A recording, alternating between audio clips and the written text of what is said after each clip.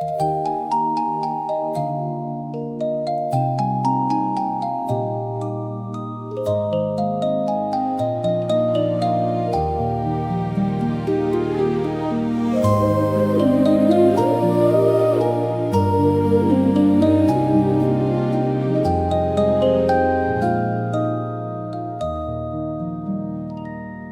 記得上一次他讚好，還記得上一次的擁抱，最後一次跟他說愛你沒趁早。他自問沒足夠，他嚴厲對我吼，一世當孩子後盾永無憂。還記得手機裝幾多照片，還記得食嘢喜好都改變，最後一次看他睡覺的樣子。他自責未幫夠，他陪伴到最後，一世愛孩子不折不扣。一不小心就覺得理所當然被遺忘的名字，只有待在身邊就覺得穩如泰山的名字，總是留在原地，所以毫不在意的名字，可以緊握雙手再叫多一次。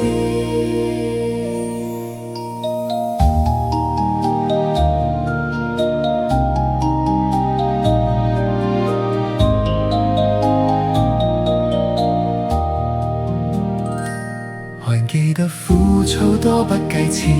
還記得負擔總不多見，最後一次當他說我沒缺點，他自覺得虧欠，他承諾沒兌現，一世看着孩子過每一天，一不小心就覺得理所當然被遺忘的名字，只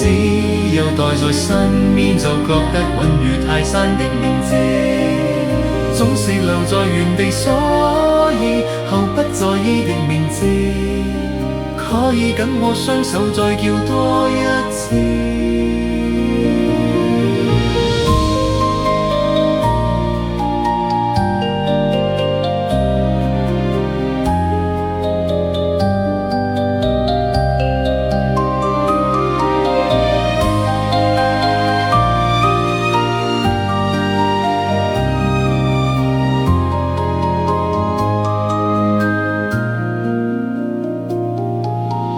一不小心就覺得